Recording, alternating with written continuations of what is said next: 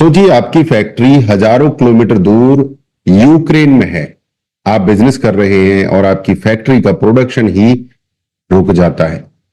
जी हां, आज खबर आई है कि Indian origin billionaire Lakshmi Mittal की आर्सिलर मित्तल स्टील प्लांट पर रशिया का मिसाइल अटैक हुआ है। 2 लोगों की मौत हुई है और 14 लोग घायल बताए जा रहे हैं। और मामला सिर्फ एक फैक्ट्री का नहीं है, क्योंकि उसी समय यूक्रेन ने भी रशिया पर बहुत बड़ा ड्रोन अटैक किया है। मतलब रशिया और यूक्रेन के बीच की लड़ाई अब सिर्फ बॉर्डर तक नहीं रही, बहुत अंदर तक पहुंच गई है।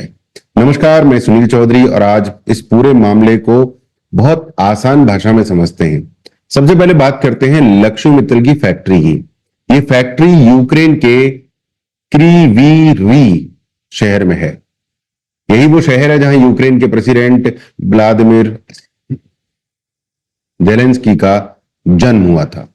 ये यूक्रेन की सबसे बड़ी स्टील प्रोडक्शन फैसिलिटीज में से एक है।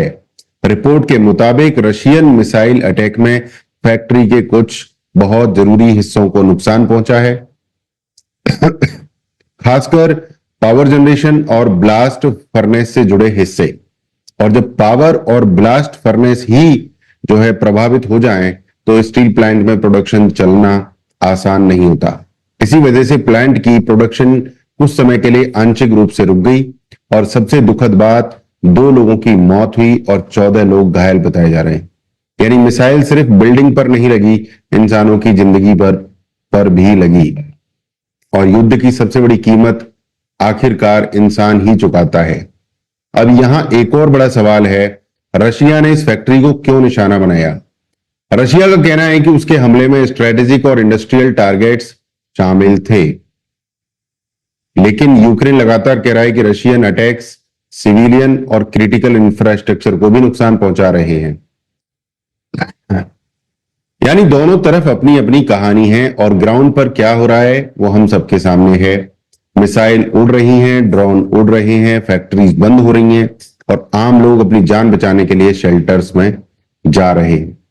युद्ध में ट्विटर पर बयान देना बहुत आसान है, लेकिन जमीन पर एक मिसाइल गिरती है तो पूरा परिवार बर्बाद हो सकता है। यही असली सच्चाई है। अब कहानी का दूसरा हिस्सा भी देखिए। जब रशिया ने यूक्रेन पर हमला किया, उसी दौरान यूक्रेन ने भी रशिया के अंदर बड़े ड्रोन अटैक्स किए। रशिया की तरफ से दावा किया गया कि सैकड़ों ड्रोन्स को इंटरसेप्ट किया गया। मॉस्को रीजन भी इस बड़े ड्रोन अटैक की चपेट में आया। एक वाइल्ड बेरीज वेयर हाउस में भी आग लगने की खबर आई और रशियन अथॉरिटीज के मुताबिक मॉस्को रीजन में एक 83 साल के व्यक्ति की मौत भी हुई। यानी दोनों तरफ से हमला हो रहा है, एक तरफ मिसाइल्स, दूसरी तरफ ड्रोन्स। और अब युद्ध की दूरी इतनी बढ़ गई है कि राजधानी के आसपास के इलाके भी सुरक्षित नहीं माने जा रहे। अब जरा इस पूरे खेल को समझिए। पहले युद्ध का मतलब होता था एक सेना आगे बढ़ रही है, दूसरी सेना उसे रोक रही है। लेकिन आज का युद्ध अलग है। अब ड्रोन है, लॉन्ग रेंज मिसाइल है, सैटेलाइट इंटेलिजेंस है, साइबर वॉरफेयर है और हजारों किलोमीटर दूर बैठे लोग भी युद्ध का हिस्सा बन सकते हैं। आज यूक्रेन रशिया के अंदर ड्रोन भेज सकता है, रशिया यूक्रेन के अंदर मिसाइल भेज सकता है और बीच में किसी बिजनेसमैन की फैक्ट्री भी आ सकती है, किसी वेयर हाउस में आग लग सकती है, किसी घर में मिसाइल गिर सकती है, किसी सामान्य परिवार की जिंदगी 1 मिनट में बदल सकती है। यही मॉडर्न वॉरफेयर की सबसे खतरनाक बात है। और माय डियर फ्रेंड्स, यहां लक्ष्मी मित्तल वाला एंगल भी बहुत इंटरेस्टिंग है। लक्ष्मी मित्तल भारत में पैदा हुए, उन्होंने दुनिया के सबसे बड़े स्टील बिजनेसेस में अपनी पहचान बनाई, लेकिन उनका बिजनेस सिर्फ भारत तक सीमित नहीं है, दुनिया के कई देशों में उनके बिजनेस इंटरेस्ट्स हैं। आप सोचिए, बिजनेस ग्लोबल हो गया है, लेकिन युद्ध भी ग्लोबल इंपैक्ट डाल सकता है।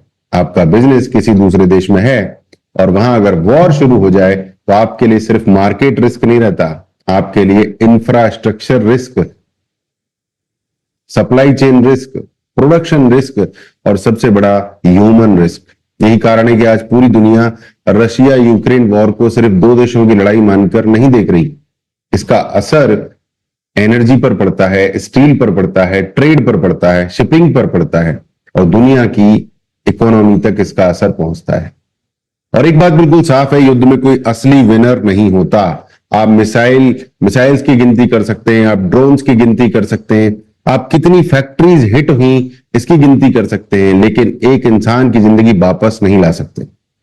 आज रशिया ने यूक्रेन को नुकसान पहुंचाया, यूक्रेन ने रशिया में हमला किया, कल फिर वही जवाबी हमला होगा, फिर उसका जवाब आएगा, और ये साइकिल चलती रहती है। यही युद्ध का सबसे खतरनाक चक्र है। मारो, जवाब दो, फिर जवाब दो, फिर एक और हमला। आखिर कब तक? और अब अगर आप इस पूरी खबर से एक चीज समझना चाहते हैं तो ये है बिजनेस की वल्नरेबिलिटी। आज के समय में सिर्फ अच्छा प्रोडक्ट बनाना काफी नहीं है। अगर आपको अपना सुपर सक्सेसफुल डिजिटल बिजनेस बनाना है, अगर आपको अपनी निश क्लैरिटी चाहिए, अपने फनल्स बनाने हैं और एक पावरफुल बिजनेस कम्युनिटी का हिस्सा बनकर आगे बढ़ना है, तो आप मुझे व्हाट्सएप कर सकते हैं। आपको मिलता है फुल सपोर्ट और हैंड होल्डिंग। और अगर आप चाहते हैं कि आपके बिजनेस को अपनी कैटेगरी में नंबर 1 रैंक कराने की स्ट्रेटजी पर काम हो, तो भी आप हमें कांटेक्ट कर सकते हैं। हम एक कैटेगरी में सिर्फ एक क्लाइंट के साथ काम करते हैं। लेकिन वापस आते हैं खबर पर। रशिया यूक्रेन वॉर अभी खत्म होती दिखाई नहीं दे रही है, बल्कि लॉन्ग रेंज अटैक्स और ज्यादा इंपॉर्टेंट होते जा रहे हैं। और इस पूरे मामले में सबसे ज्यादा चिंता की बात यह है कि जब मिसाइल और ड्रोन किसी मिलिट्री टारगेट की तरफ जाते हैं तो उसके आसपास रहने वाले आम लोग भी खतरे में आ जाते हैं। इसलिए खबर सिर्फ ये नहीं है कि लक्ष्मी मित्तल की फैक्ट्री पर हमला हुआ।